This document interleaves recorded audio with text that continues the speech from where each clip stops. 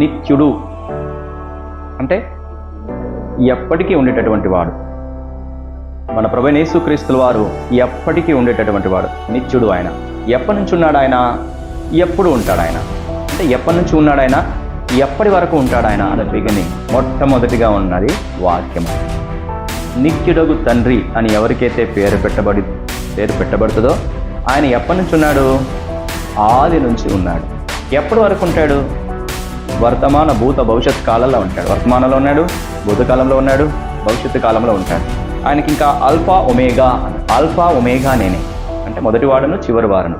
Alpha అంటే ఏంటిది? Omega అంటే ఏంటిది? ఆల్ఫా ఒమేగా అనేటటువంటి 2 అక్షరాలు, గ్రీక్ భాషలో ఉన్నటువంటి 2 అక్షరాలు. తెలుగు భాషలో ఉన్నటువంటి మొదటి అక్షరం ఏంటిది? చివరి అక్షరం ఏంటి? రౌతి. ఆ నేనే, రౌతి నేనే అన్నట్టు. ఏ నేనే, జెడ్ నేనే అన్నట్టు. సో అట్లాగే గ్రీకులో కూడా ఆల్ఫా అనేది మొదటి అక్షరము, చివరి పదము ఒమేగా. ఈ ఆల్ఫా నేనే, ఒమేగా నేనే, మొదటి వాడు నేనే, చివరి వాడు అంటే మొదటి నుంచి చివరి వరకు ఉండేవాడు నేనే అని చెప్తూ ఇంకా దాన్ని ఎక్స్ప్లెనేషన్ ఏమని ఇస్తున్నాడు? భూత భవిష్యత్తు వర్తమానం ఇప్పుడు ఉన్నాను, తర్వాత భూతకాలంలో ఉన్నాను, భవిష్యత్తు కాలంలో కూడా ఉంటాను, ఎప్పటికీ ఉండే దేవుడను అని ప్రభువైన యేసుక్రీస్తు వారి గురించి మనకి లేఖనాలు స్పష్టం చేయబడుతున్నాయి. తండ్రి నేను ఒక్కటే అని చెప్తున్నాడు. తండ్రి ఏదైతే లక్షణాలు కలిగి ఉన్నాడో ఆ లక్షణాలే నేను కలిగి ఉన్నాను. తండ్రి ఎలాంటి అధికారం కలిగి ఉన్నాడో, ఎలాంటి లక్షణాలు కలిగి ఉన్నాడో, ఆయన ఎలాంటి స్వభావాన్ని కలిగి ఉన్నాడో అలాంటి స్వభావాన్ని, అలాంటి లక్షణాన్ని నేను కలిగి ఉన్నాను. తండ్రి నేను ఒకటే అన్నట్టుగా మన ప్రభువైన యేసుక్రీస్తు వారు చెప్తున్నారు. అంటే తండ్రికి కలిగినటువంటి ప్రేమ కలిగిన వాడు, తండ్రిలాగా నిత్యము ఉండేటటువంటి వాడు. ఈ 2 విషయాలు మనం చూద్దాం. దేవుని యొక్క స్వభావ లక్షణాలు ఏదైతే ఉన్నాయో అవన్నీ నేను కలిగినటువంటి వాడను అని ప్రభువైన యేసుక్రీస్తు వారు చెప్తున్నారు. మొదటి లక్షణం ఏంటంటే దైవానికి కలిగినటువంటి మొదటి లక్షణం ఏంటంటే నిరంతరము ఉండేది, ఎప్పుడూ ఉండేది. రెండవ లక్షణం ఏంటంటే ప్రేమ కలిగి ఉండేది. దైవం అంటేనే ప్రేమ, అలాంటి ప్రేమ కలిగినటువంటి వాడను నేను అని మన ప్రభువైన యేసుక్రీస్తు వారు చెప్తున్నారు.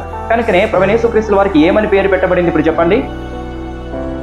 నిత్యుడగు తండ్రి అని పేరు పెట్టారు. యేసుక్రీస్తు ప్రభువారు నిత్యము ఉండేటటువంటి దేవుడైన ఈయన రక్త మాంసములు గలవాడుగా మారాడు అని రాయబడింది. నిత్యము ఉండే తండ్రి లక్షణాలు కలిగిన దేవుడైన యేసుక్రీస్తు ప్రభువారు ఇప్పుడు ఎలా మారాడంట? రక్త మాంసములు గలవాడిగా మారాడు అని చెప్తుంది. ఆయన ఎందుకోసము రక్త మాంసములు గలవాడయ్యాడు? మరణము యొక్క బలము గలవాన్ని ఓడించాలి అంటే, మరణం యొక్క బలము గలవాన్ని నశింప చేయాలి అంటే ఆయన రక్త మాంసము గలవాడు కావాలి. ఒకటి. రెండవది, అందరికీ మరణ భయమే. ఈ మరణ భయములో నుంచి విడిపించాలి అంటే ఆయన ఏం కావాలి? రక్త మాంసములు గలవాడు కావాలి. యేసుక్రీస్తు వారు ఏం చేసినాడంటే ఈ నిత్యుడైనటువంటి దేవుడు, తండ్రిగా ఉన్నటువంటి దేవుడు నీకు నాకు రావలసినటువంటి శిక్ష అంతటిని ఆ శిలువలో భరించినటువంటి వాడుగా ఉన్నాడు. యేసుక్రీస్తు ప్రభువు వారు ఎవరు అని మనం చూసామంటే ప్రభువైన యేసుక్రీస్తు వారు నిత్యుడు అని చూశాం. నిత్యుడైనటువంటి ఈయన మరణించాడు. ఎప్పుడు ఉండాలి కదా, మరి ఉండకుండా ఈయన మరణించాడు. ఎందుకని మరణించాడు? నీ కోసము నా కోసము ఆయన మరణించాలా. ఎందుకు మరణించాలా? ఆ మరణ భయములో నుంచి నేను విడిపించాలంటే, మరణ బలము కలిగినటువంటి వాడిని జయించాలి అంటే ఆయన మరణించాలి. అర్థమవుతుందా? ప్రభువైన యేసుక్రీస్తు వారు ఎందుకోసం మరణించినాడు? మన పాపములన్నీ తన మీద వేసుకోవడం ద్వారా ఆయన మరణించినాడు. ప్రభువైన యేసుక్రీస్తు వారు ఎందుకోసం మరణించినాడు? మరణం యొక్క బలము గలవాన్ని విడిపించాలి అంటే ఆయన మరణించాలి. ఎందుకోసం ప్రభువైన యేసుక్రీస్తు వారు మరణించినాడు? మరణ భయము చేత ఉన్నటువంటి మనల్ని ఆ మరణ భయములో నుంచి విడిపించాలంటే ఆయన మరణించాలి. ప్రభువైన యేసుక్రీస్తు వారు అందుకనే నీ కొరకు నా కొరకు మరణించినాడు.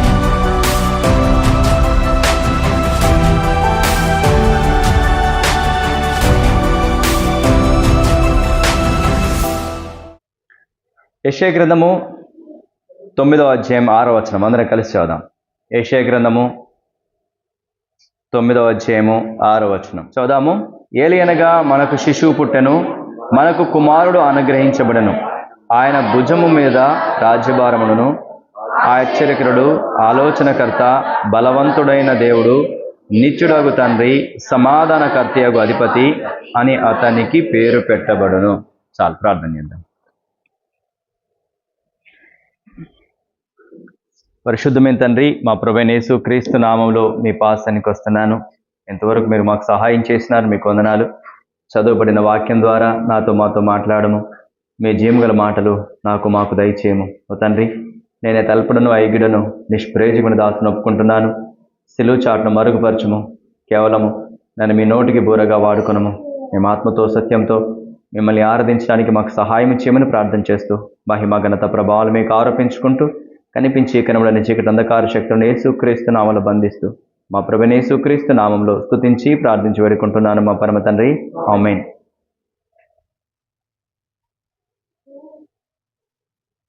మళ్ళీ ఒకసారి ఎవరైనా చదవండి.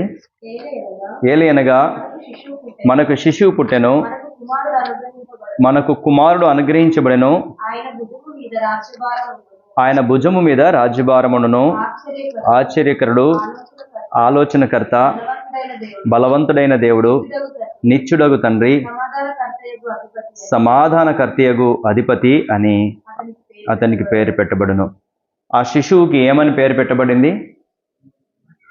ఇంకొక రెఫరెన్స్ ఏమని చెప్తుంది? ఆయనకి ఇమ్మానుయేలు అని పేరు పెట్టబడును కదా. అట్లాగే ఇక్కడ మనకి చాలా పేర్లు ఉన్నాయి. ఫస్ట్ పేరు ఏంటిది? ఆశ్చర్యకరుడు. ఆయన భుజం మీద రాజ్యభారముండును అని రాయబడింది, ఆయన రాజు అని. అలాగే ఆశ్చర్యకరుడు అని చూసాము. తర్వాత ఆలోచనకర్త, తర్వాత బలవంతుడైన దేవుడు, తర్వాత నిత్యుడగు తండ్రి, తర్వాత సమాధానకర్తయగు అధిపతి అని ఆయనకు పేరు. అలాంటి పేరు ఆయనకు పెట్టబడుతుందని చూసాం. పోయిన వారం మనం ఏం చూసాము? ఆయన బలవంతుడైనటువంటి దేవుడు. ఆయన బలవంతుడైన దేవుడండి మన కొరకు బలహీనుడిగా మార్చబడ్డాడు అని చూసాం. ఈరోజు ఆయన నిత్యుడగు తండ్రి. నిత్యుడు అంటే ఎప్పటికీ ఉండేటటువంటి వాడు. మన ప్రభువైన యేసుక్రీస్తుల వారు ఎప్పటికీ ఉండేటటువంటి వాడు. నిత్యుడు ఆయన. ఎప్పటి నుంచి ఉన్నాడు ఆయన? ఎప్పుడు ఉంటాడు ఆయన? అంటే ఎప్పటి నుంచి ఉన్నాడు ఆయన, ఎప్పటి వరకు ఉంటాడు ఆయన అన్న చూద్దాం. ఆయన ఎప్పటి నుంచి ఉన్నాడు అంటే రండి, యోహాను సువార్త 1వ అధ్యాయం 1వ వచనం, 1-2 వచనాలు.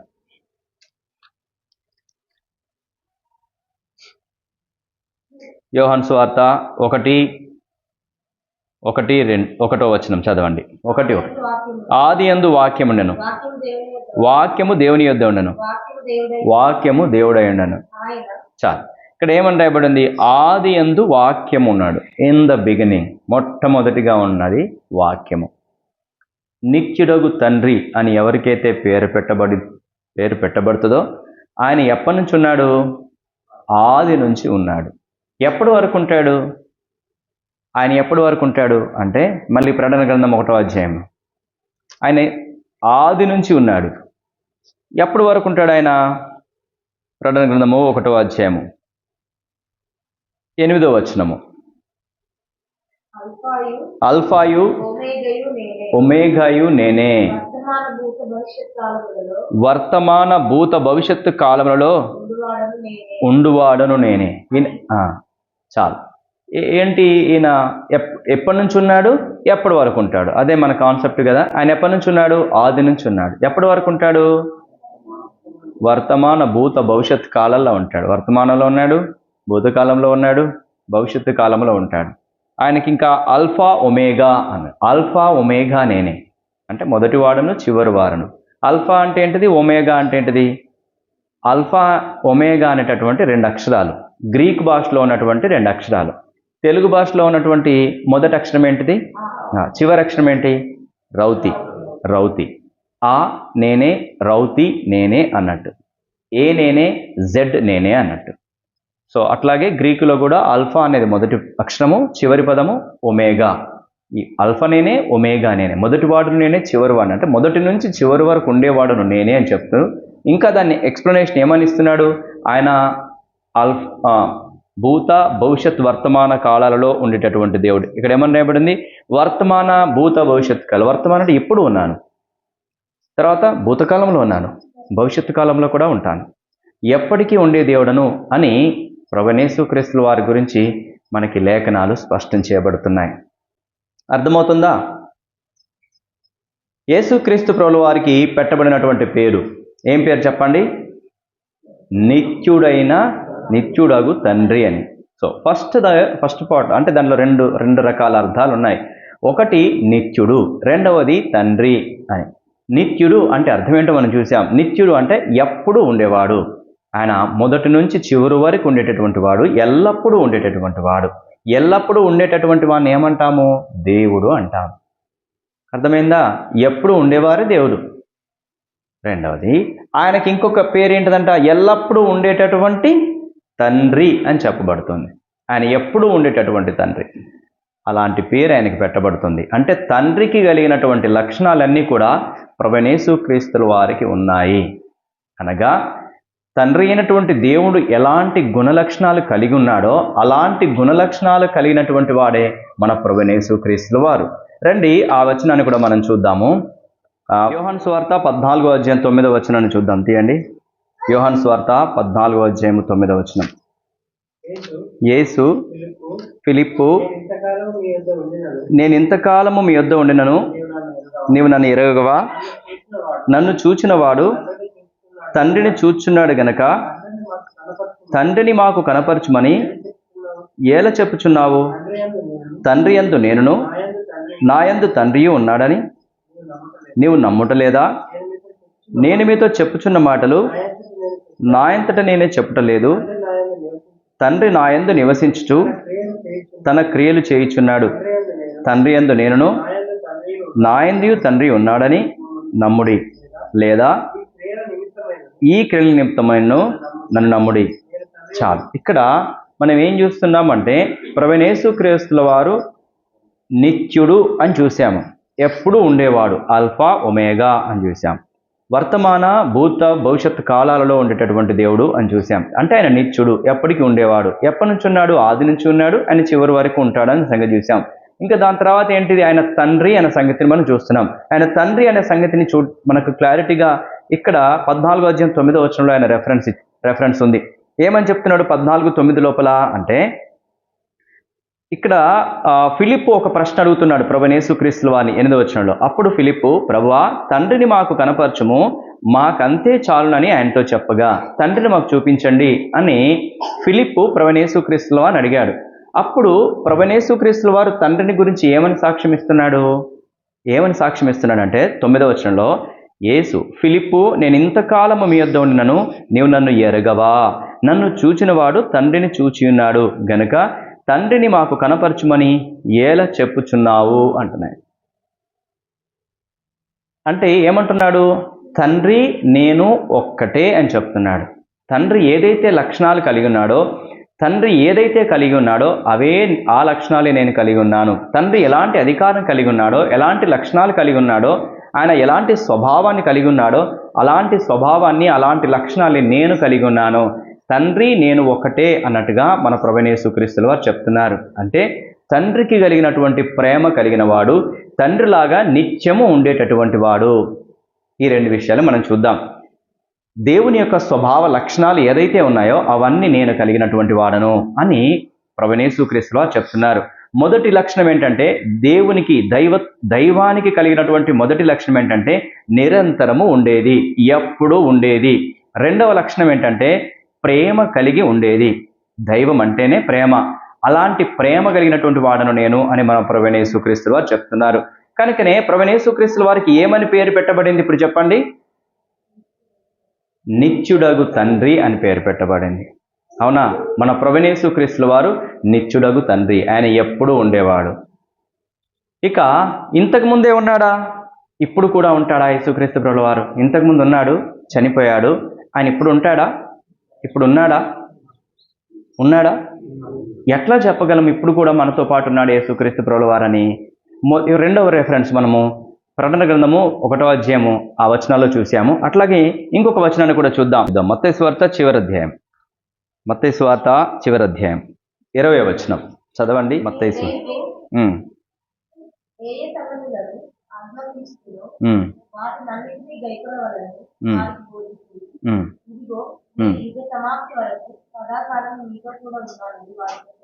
ఏం మళ్ళా ఒకసారి చదవమ్మా. ఇదిగో సదాకాలము మీతో కూడా ఉన్నానని వారితో చెప్పాను. ఇదిగో సదాకాలము మీతో కూడా ఉన్నాను అంటే ఆయన చనిపోయాడు, తిరిగి లేచినాడు.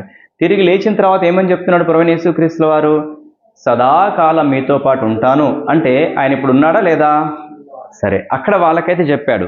అక్కడ వాళ్ళకి చెప్పాడు నేను మీతో పాటు ఉంటానని. వాళ్ళు నమ్మారు, వాళ్ళతో పాటు ఉన్నాడని చెప్పేసి వాళ్ళు అనుకున్నారు. మంచిది.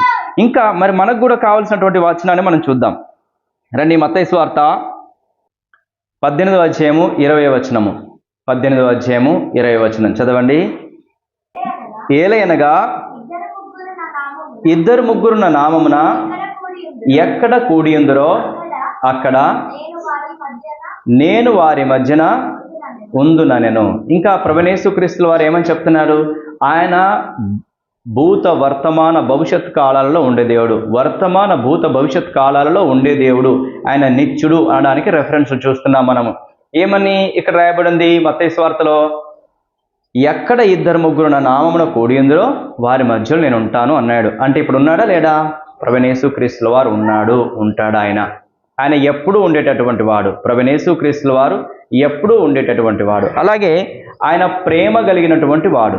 రెండవది ఏంటిది? తండ్రికి కలిగినటువంటి లక్షణాలు ఆయన లోపల ఉన్నాయంటే ఆయన ఎలాంటి వాడు? ప్రేమ కలిగినటువంటి వాడు. మన ప్రభువైన యేసుక్రీస్తుల వారు ప్రేమ కలిగిన దేవుడు. ఆయన ప్రేమ కలిగిన దేవుడు అనడానికి కొన్ని నిదర్శనాలు చూద్దాము రండి. మార్కు సువార్త 5వ అధ్యాయము 21 నుంచి. యేసు మరలా దోణి ఎక్కి అద్దరికి వెళ్ళినప్పుడు బహుజన సమూహములు ఆయన యొద్దకు వచ్చి ఆయన యొద్దకు కూడి వచ్చెను. ఆయన సముద్ర తీరమున ఉండగా సమాజ మందిరపు అధికారుల్లో యాయిరను ఒకడు వచ్చి ఆయన చూచి ఆయన పాదం మీద పడి, నా చిన్న కుమార్తె చావనై ఉన్నది, అది బాగుపడి బ్రతుకున్నట్లు నీవు వచ్చి దాని మీద చేతులుంచవలనని ఆయనను మిగుల బతిమాలు కొనగా ఆయన అతనితో కూడా వెళ్ళెను. బహుజన సమూహమును ఆయన వెంబడించి ఆయన మీద పడుచుండిరి అని రాయబడింది. ఇక్కడ యాయిర్ అనేటటువంటి ఒకడు వచ్చినాడు, నా కుమార్తె చావ సిద్ధంగా ఉన్నది, రండి అని చెప్పేసి పిలుస్తున్నాడు. యేసుక్రీస్తు ప్రభువారు తండ్రికి కలిగిన ప్రేమ కలిగిన వాడు. తండ్రి ఎంత దుఃఖంతో ఉంటాడో, తండ్రి ఎలాగ ప్రేమిస్తాడో అలాంటి ప్రేమ కలిగినటువంటి వాడు గనక మన ప్రభువైన యేసుక్రీస్తుల వారు గనక ఆయన తండ్రితో ఆ యాయిరుతో పాటు వాళ్ళ ఇంటికి వెళ్ళిపోయాడు. అక్కడికి వెళ్ళేసరికి ఏం జరుగుతుంది చూడండి. 35వ వచనంలో, ఆయన ఇంకనూ మాట్లాడుచుండగా సమాజ మందిరపు అధికారి ఇంటి నుండి కొందరు వచ్చి, నీ కుమార్తె చనిపోయినది, నీవిక బోధకుని ఎందుకు శ్రమ పెట్టుదు అనిరి. కాబట్టి యాయిరు వాళ్ళ కుమార్తె ఇప్పుడు ఏమైపోయింది? చనిపోయిందని చెప్పేసి తెలిసిన తర్వాత ఏం చేయాలి? ఇక యేసుక్రీస్తు ప్రభు కూడా ఆగిపోవాలి. వాళ్ళందరూ అదే చెప్తున్నారు, ఇంకా ఎందుకు ఆయన ఇబ్బంది పెడతావు, బోధకుని ఇంకా ఎందుకు ఇబ్బంది పెడతావు అన్నట్టుగా వాళ్ళు మాట్లాడారు. అప్పుడు ప్రభువైన యేసుక్రీస్తుల వారు ఏమంటున్నారు? యేసు వారు చెప్పిన మాట లక్ష్య పెట్టక భయపడకము, నమ్మిక మాత్రం ఉంచుమని సమాజ మందిరపు అధికారితో చెప్పాడు. ఆయన ఆ యాయిరుతో చెప్తున్నాడు, నమ్మిక మాత్రం ఉంచు, నువ్వేం భయపడకు అని చెప్తున్నాడు. ఎందుకని అంటే తండ్రి ఒక కుమారుడు కానీ కుమార్తె కానీ చనిపోతే ఎంత బాధపడతారో తెలుసు. ఈయన మన ప్రభువైన యేసుక్రీస్తుల వారు తండ్రి అని చెప్పడానికి, తండ్రి యొక్క బాధను ఎరిగినటువంటి వాడు, తండ్రి యొక్క ప్రేమను కలిగినటువంటి వాడు మన ప్రభువైన యేసుక్రీస్తుల వారు. కాబట్టి ఆ సమాజ మందిరపు అధికారితో చెప్తున్నాడు, నువ్వేడవకు, భయపడకు అంటున్నాడు. ఎందుకని? మన ప్రభు తండ్రి గనక, ఆ తండ్రి యొక్క హృదయాన్ని తెలుసుకున్నవాడు గనక ప్రభు ఆయనతో చెప్తున్నాడు, నువ్వేం బాధపడకు. దీని ద్వారా తెలుసుకునే విషయం ఏంటిది? యేసుక్రీస్తు ప్రభుల వారు మన తండ్రి. ఒక తండ్రి ఎలాగ మన మీద కేర్ అంటే శ్రద్ధ తీసుకుంటాడో, ఎలాగ ప్రేమిస్తాడో అలాగ ప్రేమించేవాడు మన ప్రభువైన యేసుక్రీస్తుల వారు. అది ఎలాంటి బాధ అయినా, ఇరుకైనా, సమస్య అయినా, ఇబ్బంది అయినా నిజంగా ప్రేమ కలిగినటువంటి తండ్రి తట్టుకోలేడు. దుఃఖపడతా ఉంటాడు, ఏడుస్తూ ఉంటాడు, కృంగిపోతూ ఉంటాడు వాళ్ళ పిల్లలకి ఏదైనా అయితే. వాళ్ళ పిల్లలు శ్రమల గుండా, రోగాల గుండా, బాధల గుండా, సమస్యల గుండా వెళ్ళినప్పుడు ఏ తండ్రి కూడా తట్టుకోలేడు. అలాగే మన ప్రభువైన యేసుక్రీస్తుల వారు తండ్రి గనక ఆ తండ్రి హృదయాన్ని ఎరిగి నువ్వు భయపడొద్దు అని చెప్తున్నాడు. ఇప్పుడు ఏం చేస్తున్నాడు చూడండి. 39వ వచనము, లోపలికి పోయి మీరేలా గొల్లు చేసి ఏడ్చుచున్నారు, ఈ చిన్నది నిద్రించుచున్నదే గాని చనిపోలేదని వారితో చెప్పాను. లోపలికి వచ్చాడు, వాళ్ళ ఇంటి దగ్గరికి వచ్చాడు, లోపలికి వెళ్ళిపోయారు. అక్కడికి వెళ్ళేసరికి ఏమైంది? చాలామంది అక్కడ ఏడుస్తూ ఉన్నారు. అప్పుడు ప్రభువైన యేసుక్రీస్తుల వారు ఏమంటున్నాడంటే, మీరు ఎందుకు ఏడుస్తున్నారు? ఈ చిన్నది నిద్రించుచున్నది కానీ చనిపోలేదని చెప్పాడు. నిద్రపోతుంది అంతే, చనిపోలేదు అన్నాడు. అప్పుడు వాళ్ళు ఏమనుకుంటున్నారు? అందుకు వారు ఆయన అపహసించారు. ఈమెమో చనిపోలేదని చెప్తున్నాడు అన్నట్టుగా యేసుక్రీస్తు ప్రభుల వారిని అపహసించారు. ఇప్పుడు 41వ వచనంలో చూడండి, ఆ చిన్నదాని చెయ్యి పట్టి తలి తాకుమి అని ఆమెతో చెప్పాను. ఆ మాటకు చిన్నదానా లెమ్మని నీతో చెప్పుచున్నానని అర్థము. వెంటనే ఆ చిన్నది లేచి నడవసాగెను. చూడండి, తండ్రిలాగా ప్రభువైన యేసుక్రీస్తుల వారు తండ్రి ప్రేమ కలిగినటువంటి వాడు గనక ఆ చిన్నదాన్ని లేపి బ్రతికించి తల్లిదండ్రులకు అప్పచెప్పాడా లేదా? అలాంటి దేవుడు. ఒకటి, ఆయన నిత్యుడు అని చూస్తున్నాం. 2, ఆయన తండ్రి ప్రేమ కలిగినటువంటి వాడు. కనికరం కలిగినటువంటి వాడు, దయ కలిగిన వాడు, కృప చూపేటటువంటి వాడు అన్న సంగతిని మనం చూస్తున్నాం. ఇవి రెండు మన ప్రభువైన యేసుక్రీస్తుల వారు కలిగి ఉన్నాడు. ఆయన నిత్యుడు, ఆయన తండ్రికి కలిగిన లక్షణాలు కలిగిన వాడు. రండిక హెబ్రీయులకు రాసిన పత్రిక 2వ అధ్యాయము 11 నుంచి నేను చదువుతా చూడండి. పరిశుద్ధపరచు వారికిని పరిశుద్ధపరచబడు వారికిని అందరికీ ఒకటే మూలము. ఈ హేతువు చేతను వారిని సహోదరులను పిలుచుటకు ఆయన సిగ్గుపడక, నీ నామమును నా సహోదరులకు ప్రచురపరతును, సమాజం మధ్య నీ కీర్తిని గానము చేతును అనను. మరియు నేను ఆయనను నమ్ముకొని ఉందును అనియు, ఇదిగో నేను దేవుడు నాకు ఇచ్చిన పిల్లలను అనియు చెప్పుచున్నాడు. కాబట్టి ఆ పిల్లలు రక్తమాంసములు గలవారైనందున ఆ ప్రకారమే మరణము యొక్క బలము గాని వానిని, అనగా అపవాదిని మరణము ద్వారా నశింపజేయుటకును, జీవితకాలమంతయు మరణ భయము చేత దాస్యమునకు లోబడిన వారిని విడిపించుటకును ఆయన కూడా రక్తమాంసములలో పాలివాడాయను.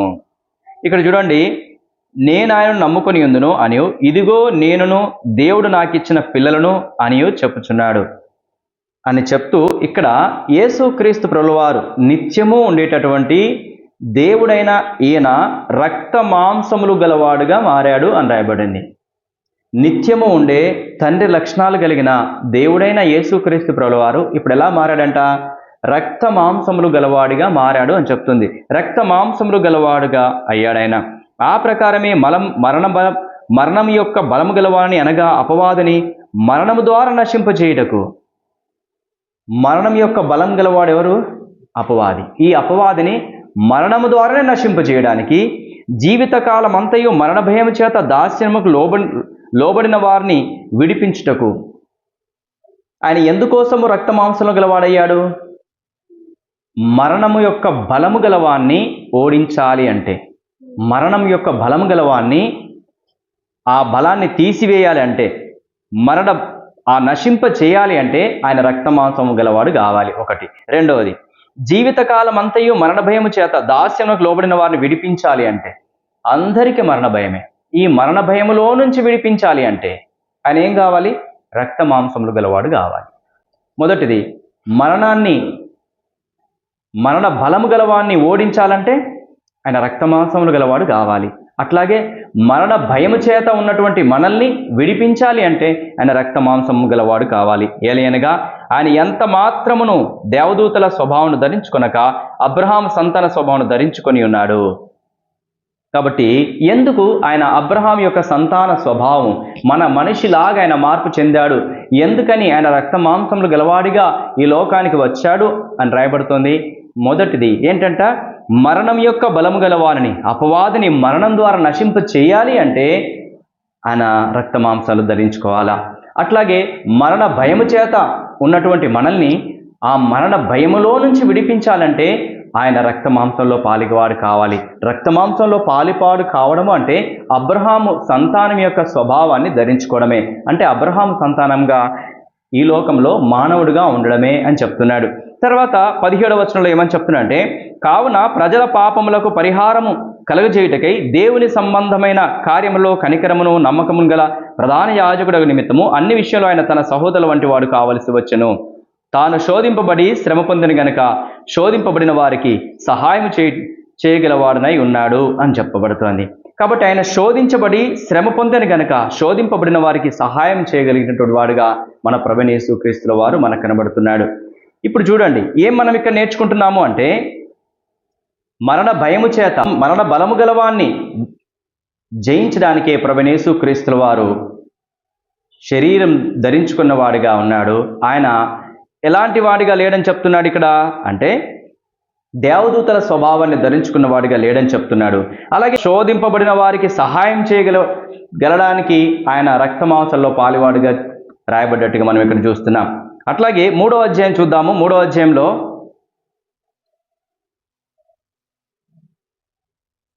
3వ అధ్యాయము 6వ వచనం చదవండి.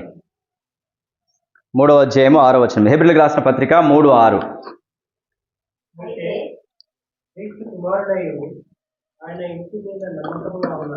ఇక్కడ యేసుక్రీస్తు ప్రభుల వారు కుమారుడైండు, ఆ ఇంటి మీద నమ్మకమైన వాడుగా ఉన్నాడు. కుమారుడైన ప్రభువైన యేసుక్రీస్తుల వారు ఆయన కుమారుడైండి నమ్మకమైన వాడుగా ఈ లోకంలో ఉన్నాడు. నమ్మకమైన వాడుగా వాడు ఏం చేసినాడు? ప్రభువైన యేసుక్రీస్తుల వారు ఏం చేసినాడంటే, ఈ నిత్యుడైనటువంటి దేవుడు, తండ్రిగా ఉన్నటువంటి దేవుడు నీకు నాకు రావలసినటువంటి శిక్ష అంతటిని ఆ శిలువలో భరించినటువంటి వాడుగా ఉన్నాడు. రండి, మత్తయి సువార్త 27వ అధ్యాయము 50వ వచనం చదవండి. యేసు మరలా బిగ్గరగా కేకవేసి ప్రాణము విడిచెను. చాలు, ఏమని రాయబడుతుంది ఇక్కడ? యేసు బిగ్గరగా కేకవేసి ప్రాణము విడిచినటువంటి వాడుగా ఉన్నాడు. యేసుక్రీస్తు ప్రభుల వారు ఎవరు అని మనం చూసామంటే, ప్రభువైన యేసుక్రీస్తుల వారు నిత్యుడు అని చూసాం. నిత్యుడైనటువంటి ఈయన మరణించాడు. ఎప్పుడు ఉండాలి కదా, మరి ఉండకుండా ఈయన మరణించాడు. ఎందుకని మరణించాడు? నీ కోసము నా కోసము ఆయన మరణించాలా. ఎందుకు మరణించాలా? ఆ మరణ భయములో నుంచి నీ విడిపించాలంటే, మరణ బలము కలిగినటువంటి వాణ్ణి జయించాలి అంటే ఆయన మరణించాలి. అర్థమవుతుందా? ప్రభువైన యేసుక్రీస్తుల వారు ఎందుకోసం మరణించినాడు? మన పాపములన్నీ తన మీద వేసుకోవడం ద్వారా ఆయన మరణించినాడు. ప్రభువైన యేసుక్రీస్తుల వారు ఎందుకోసం మరణించినాడు? మరణం యొక్క బలము గలవాన్ని విడిపించాలి అంటే ఆయన మరణించాలి. ఎందుకోసం ప్రభువైన యేసుక్రీస్తుల వారు మరణించినాడు? మరణ భయము చేత ఉన్నటువంటి మనల్ని ఆ మరణ భయములో నుంచి విడిపించాలంటే ఆయన మరణించాలి. ప్రభువైన యేసుక్రీస్తుల వారు అందుకనే నీ కొరకు నా కొరకు మరణించినాడు. ఈరోజు మనము ఆ నిత్యుడు మన కొరకు ఎందుకోసం మరణించినాడో తెలియజేయబడింది. దాన్ని బట్టి మనం ఆరాధన చేయాలా. ఒకటి, నిత్యుడు ఎప్పటికీ ఉండేవాడు, శరీరాన్ని ధరించుకొని ఈ లోకానికి వచ్చాడు, రక్తమాంసాలలో పాలివాడయ్యాడు. ఎందుకోసం పాలివాడయ్యాడు? ఎందుకోసము ఆయన చనిపోవాల్సి వచ్చింది? మొదటిగా మన పాపములన్నీ ఆయన భరించాడు కాబట్టి చనిపోవాల్సి వచ్చింది. ఎందుకోసం చనిపోవాల్సి వచ్చింది? ఆయన మరణం యొక్క బలము గలవాని నుంచి విడిపించాలి అంటే ఏం చేయబడాలి? ఆయన చనిపోవాలి. ఆయన ఎందుకోసం చనిపోవాల్సి వచ్చింది? మరణ భయములో నుంచి మనం విడిపించాలంటే. మరణ భయం ఉందా లేదా మనకిప్పుడు? చచ్చిపోతామనేటువంటి భయం ఉంది. ఈ భయం పోవాలంటే ఏం కావాలా? ప్రభువైన యేసుక్రీస్తుల వారు చనిపోవాలి.